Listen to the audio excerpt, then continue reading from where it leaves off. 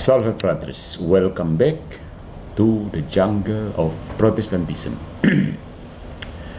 Peterum videre patris allegro, veritas liberabit vos. Malam ini kita akan membahas satu jargon yang paling penting, menurut saya paling penting sudah, dalam hubungan dialog antara Protestan dan Katolik. Paling penting, tetapi juga paling hoax. Ya. Menyembah Maria dan patung, sebuah istilah kosong secara linguistik dan metafisik. Penting. Ya. Ungkapan menyembah Maria, menyembah patung, menyembah apa saja selain Tuhan, itu adalah istilah yang kosong secara linguistik dan metafisik. Tuduhan bahwa umat Katolik menyembah Maria dan patung telah lama menjadi senjata retoris dalam polemik anti-Katolik. Apakah tuduhan ini benar? Apakah tuduhan ini benar-benar memiliki dasar yang rasional, teologis, dan filosofis?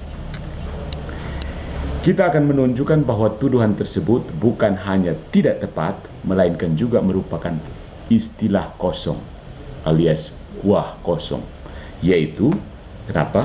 Ekspresi yang secara linguistik, sebuah ungkapan yang dilihat dari segi bahasa tampak bermakna, secara linguistik tampak bermakna, namun secara semantik dan metafisik tidak memiliki referensi yang nyata. Ya. Jadi harus berani terjun ke bawah, karena permainan bahasa itu buat orang Katolik juga ketar-ketir. Oh, ternyata kita menyembah patung ya. Oke deh. Poin pertama, penyembahan dan istilah kosong, sebuah pendekatan linguistik. Ini kayak di apa yang saya presentasi ini, ujian tesis kayak ini. Penyembahan dan istilah kosong, sebuah pendekatan linguistik. Dalam filsafat bahasa dan semantik dikenal istilah yang namanya empty term, kuah kosong. Empty term itu artinya istilah kosong, empty term atau istilah kosong. Ini merujuk pada ungkapan yang tampak sah secara tata bahasa, namun tidak merujuk pada realitas apapun. Misalnya ungkapan seperti, saya melihat unicorn putih di Taman Nostalgia Kupang. Saya melihat unicorn putih di Taman Nostalgia. Ini memiliki struktur kalimat yang benar, tapi tidak merujuk pada entitas nyata. Ya. Karena unicorn tidak ada dalam kenyataan. Gitu. Demikian pula, tuduhan bahwa Katolik menyembah Maria atau menyembah patung tampak seperti sebuah kalimat faktual, ya kan?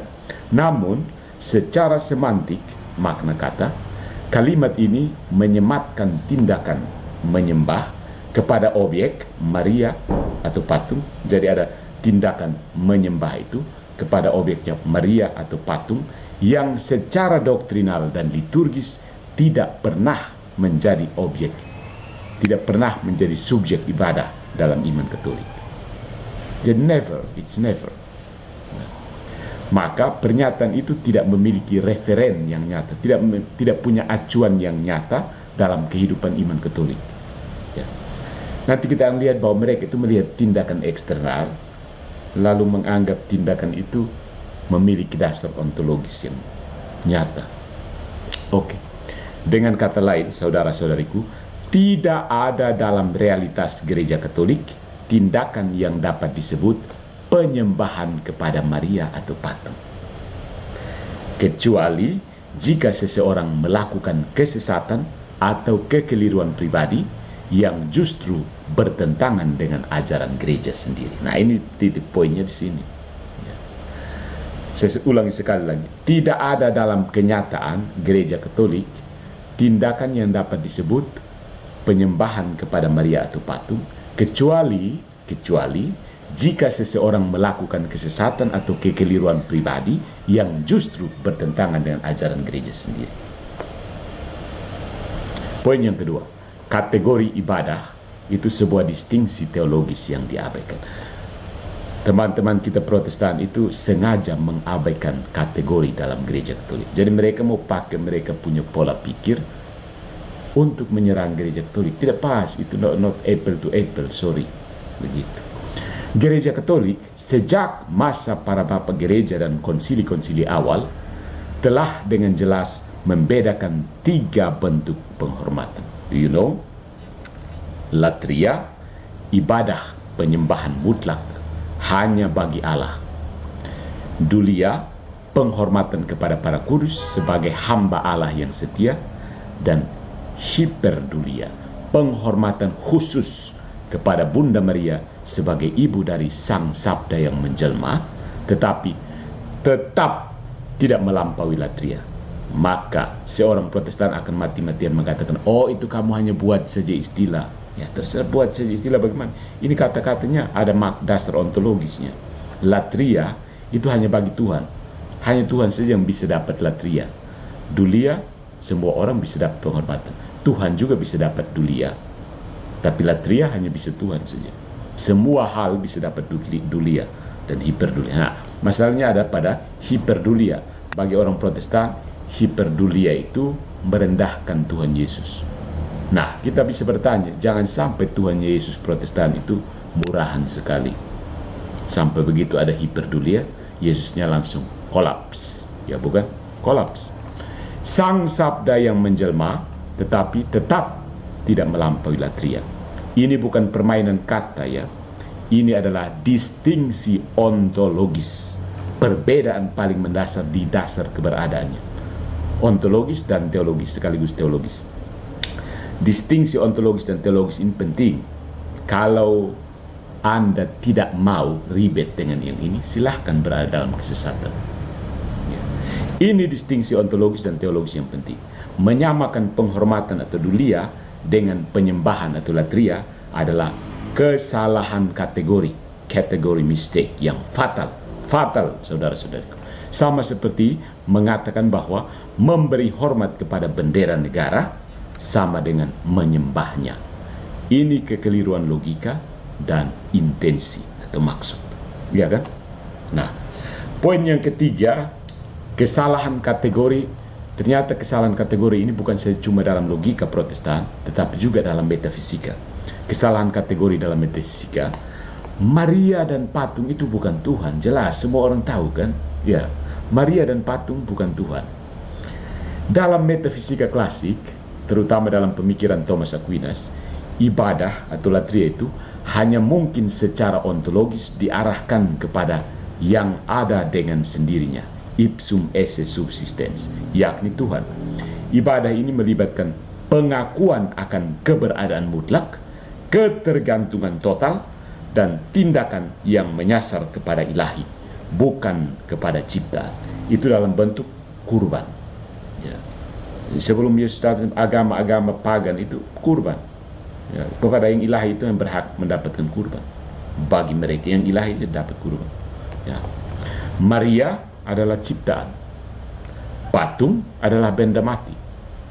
Menyembah keduanya bukan hanya salah secara ajaran, tetapi mustahil secara metafisik. Ya. Menyembah Maria dan menyembah patung itu mustahil secara metafisik. Tahu mustahil? Impossible. Kalimat menyembah Maria atau patung adalah penggabungan predikat dan objek yang saling bertentangan dalam tataran wujud. Ya, impossible, metaphysically impossible. Poin yang keempat, ikon dan patung, simbol representatif, bukan subjek penyembahan. Ya, saudara-saudariku yang terpisah, kalian itu yang getol sekali melakukan kesalahan kategori ini. Salah satu akar dari tuduhan menyembah patung terletak pada ketidakpahaman terhadap makna, simbol, dan representasi dalam teologi Katolik. Ikon, patung, dan gambar bukanlah objek ibadah, melainkan simbol representatif yang menunjukkan kepada pribadi yang digambarkan. Seperti kamu kan melihat muka saya di layar kan, itu simbol, itu bukan saya, tapi representasi dari saya yang sedang duduk di seminari tinggi, ya kan? Yang kedua, itu sebagai sarana untuk mengarahkan hati kepada Tuhan melalui pengingat visual. Ya, di sini banyak yang suka rekam-rekam dan foto-foto kan kalau ada acara. Itu maksudnya apa? Pengingat visual. Dan juga sebagai media pedagogis dan devosi, bukan altar ibadah. Dulu kan, zaman dulu kan orang belum mengenal baca tulis. Ya, pakai gambar atau patung saja baru orang mengerti kan. Yesus disalib itu seperti apa? Ya gambar Yesus disalib kan. Ya. Yesus lahir itu seperti apa? Ya gambar Yesus disalib. Nah, soal ikon, patung, dan gambar itu Protestan pasti protes kecuali waktu Natal. Waktu Natal itu mereka paling getol lihat itu kandang Natal Yesus dan anak-anak. Itu mereka tidak protes. Sebagaimana umat Protestan memakai salib di gereja mereka tanpa dianggap menyembah kayu salib itu, demikian pula umat Katolik melihat patung sebagai sarana visual, bukan sebagai Tuhan alternatif, Tuhan tandingan, Tuhan saingan. Poin yang kelima, retorika tanpa dasar. Nah, ini sampai di sini kita tahu kenapa mereka mengulang-ulang kuah kosong ini. Retorika tanpa dasar, propaganda yang mengaburkan kebenaran. Mengulang-ulang tuduhan penyembahan kepada Maria atau penyembahan berhala kepada patung tanpa memahami kategori yang benar adalah tindakan retoris. Dan ini dengan sengaja digunakan oleh pengajar-pengajar Protestan, para pendeta seperti kentara sekali dari The King Gadas itu. Dokter kok jago sekali, hobi sekali melakukan retorika ala sofistik ya. Tindakan retoris yang mengabaikan dokumen-dokumen resmi gereja, misalnya Katekismus 971, 2132. Yang kedua itu memutarbalikkan fakta liturgis dan devosional umat Katolik. Kemudian membangun manusia jerami, straw man, untuk diserang. Jadi kebanyakan orang-orang yang menyerang gereja Katolik itu mencoba menyederhanakan ajaran Katolik agar mudah diserang. Kan triknya begitu kan. Kita kasih sederhana, lalu langsung kita serang saja yang kita sederhanakan itu. Itu kan namanya manusia jerami. Itu bukan argumen teologis tapi propaganda. Ingat sekali lagi, bukan argumen teologis tapi propaganda.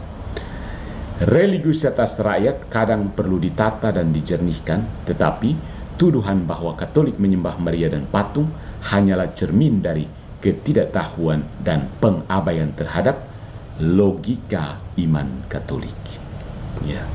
Jadi jangan pakai logika Protestan yang suka protes itu untuk memahami logika Katolik yang berakar dalam realitas. Ya. Ini kutipan tadi ini, religiusitas rakyat kadang perlu ditata dan dijernihkan, ya. Tetapi tuduhan bahwa Katolik menyembah Maria dan patung hanyalah cermin dari ketidaktahuan dan pengabaian terhadap logika iman Katolik. Nah, pernyataan ini diungkapkan oleh seorang mantan Protestan Calvinis bernama Dr. Scott Hahn. Ada yang kenal? Convert dari Protestan ke Katolik. Jadi poin yang ketujuh, saudara-saudara, ini mungkin penting.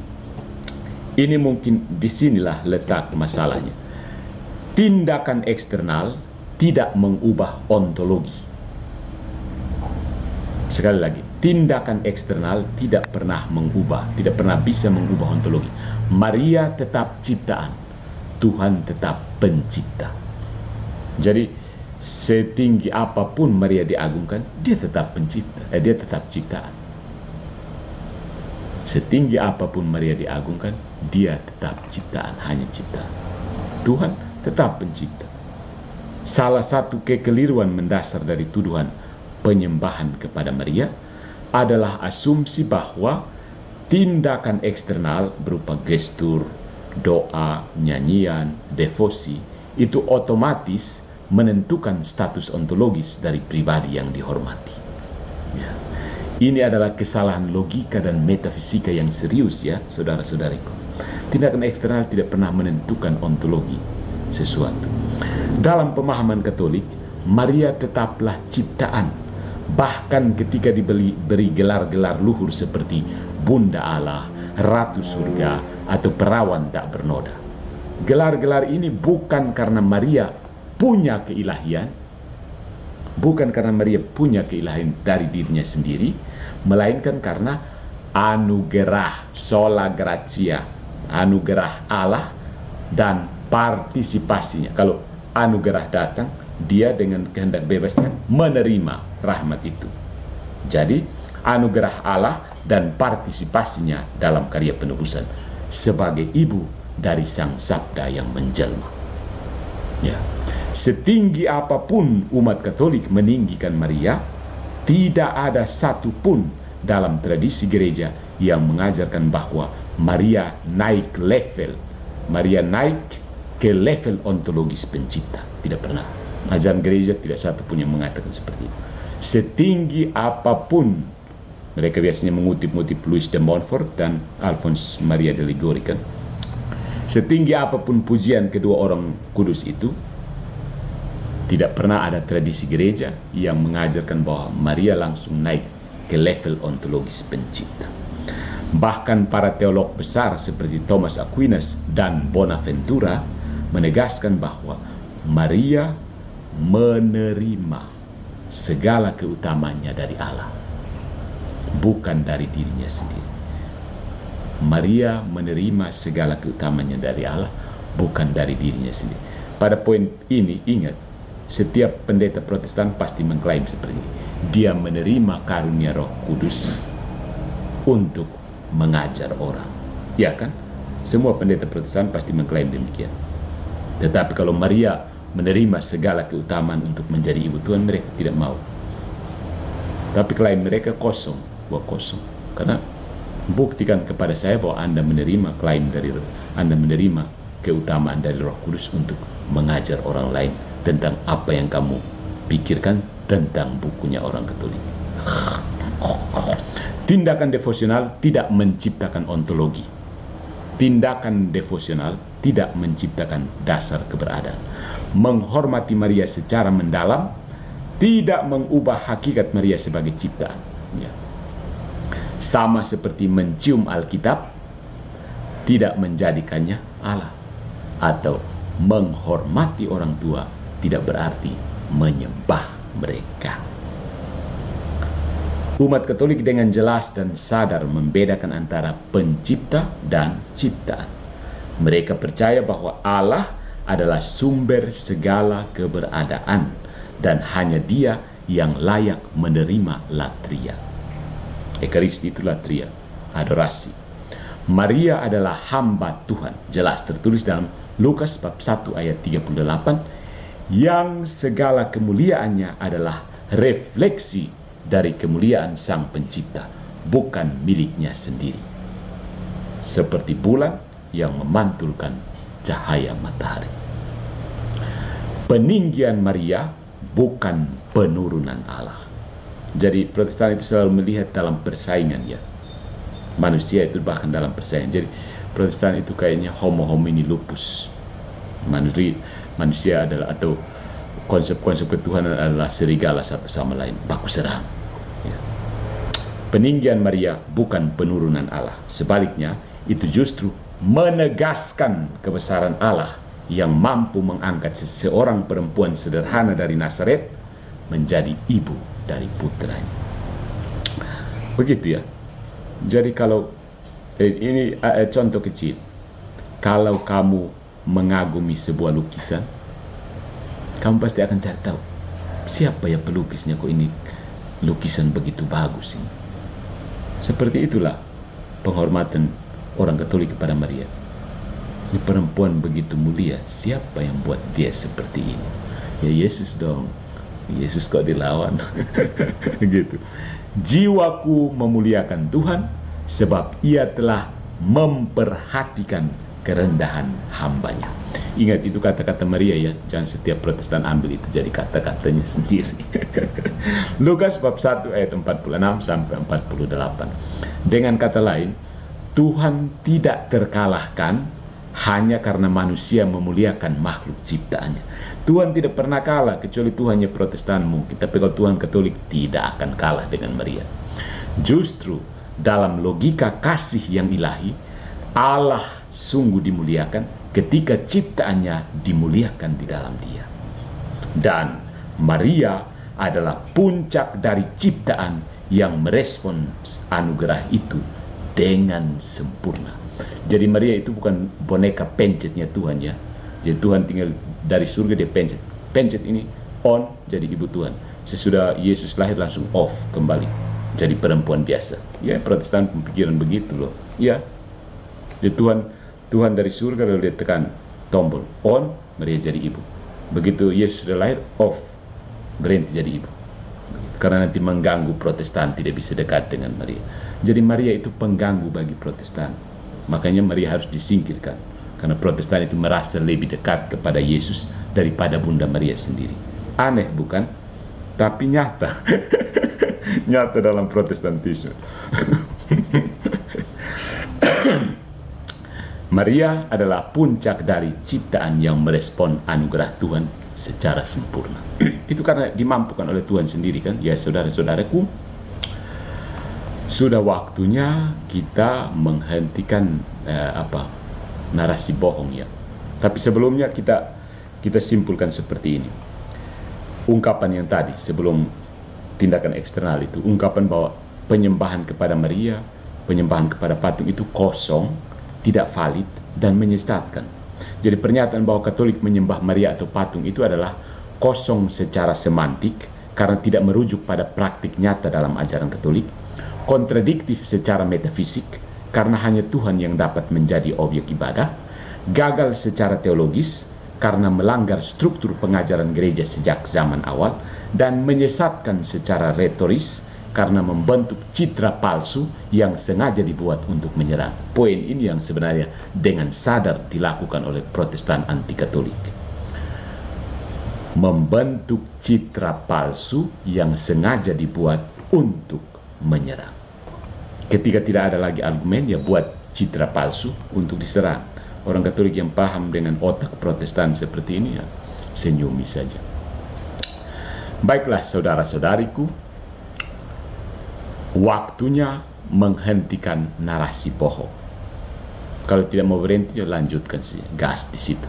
Daripada mengulangi tuduhan usang yang tidak berdasar, lebih baik kita membangun dialog yang jujur. Jika seseorang sungguh ingin tahu tentang apa yang diyakini gereja Katolik, maka datanglah ke sumber resminya. Bukan saya bukan sumber resmi. Saya hanya mengantar sumber resmi. Dalam hal ini saya pengantara loh. Maka datanglah ke sumber resminya, bukan kepada para penuduh. Jadi kalau kamu mau tahu tentang ajaran gereja Katolik, bukan dengar Pak Deki, nggak ada, sorry. Tidak bisa. Salah namanya, itu salah tempat. Jika Anda percaya bahwa penyembahan adalah relasi antara manusia dan Allah yang benar, maka Anda seharusnya tahu bahwa menuduh penyembahan palsu kepada makhluk atau benda mati justru merendahkan makna penyembahan itu sendiri. Ya. Ketika Anda mati-matian mengatakan bahwa Katolik menyembah patung, itu Anda merendahkan makna penyembahan itu sendiri. Artinya kamu bisa menyembah apa saja tergantung mood kan? Dan ini persis ada di Protestan.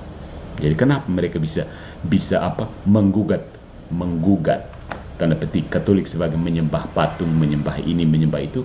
Karena untuk Protestan menyembah kemana saja bisa. Untuk Katolik tidak bisa. Menyembah hanya bisa Tuhan. Latria itu hanya bisa kepada Tuhan. Orang Katolik itu tahu, cerdas dan cermat. Ya, begitu. Kalau di Protestan, maybe you bisa menyembah apa saja, ya kan? Tergantung mood. Nah, itu kesalahan mendasar di situ. Jadi sekali lagi, jika Anda percaya, yakin bahwa penyembahan itu adalah relasi antara manusia dan Allah yang benar, maka Anda seharusnya tahu bahwa menuduh penyembahan palsu kepada makhluk atau benda mati justru merendahkan makna penyembahan itu sendiri. Bosong paham, kosong dapat jelaskan dari tadi. Kami tidak menyembah Maria. Kami mencintainya sebagai Bunda Sang Penebus. Dan kami menghormatinya bukan karena dia Allah, tetapi karena Allah telah melakukan perkara besar bagi dia. Lukas bab 1 ayat 49. Inilah interpretasi iman Katolik. Ya, jadi gas. Kalau sudah tahu dan masih terus melanjutkan serangan, berarti memang kamu bebal. Ya kan? Follow for more from the jungle of Protestantism.